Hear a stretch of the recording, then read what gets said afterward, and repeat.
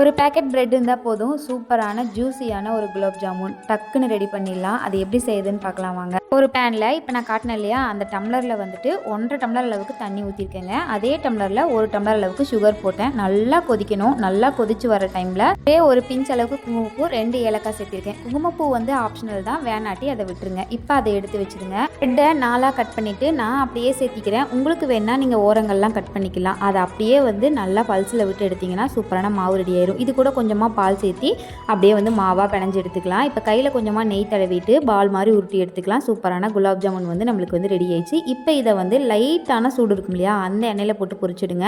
இன்னும் ரொம்ப சூடாயிருச்சுன்னா பால் வந்து கீழே மட்டும் கருகிரும். அதனால எல்லா பக்கமும் நல்லா கலந்து விட்டே இருங்க. அப்படின்னா தான் எல்லா பக்கமும் ஈவனாக ஒரே கலரில் வந்து வெந்து வரும். எடுத்ததையும் அப்படியே நம்ம ஜீராவில் போட்டுடலாம். 2 ஹார்ஸ் கழிச்சு எடுத்து சர்வ் பண்ணலாம். சூப்பரான குலாப் ஜாமுன் ரெடி ஆயிடுச்சு. பார்க்கறதுக்கு பிரெட் குலாப் ஜாமுன்லாம் சொல்லவே முடியாது. நாளைக்கு இன்னொரு ரெசிபியோட பார்க்கலாம். பாய்.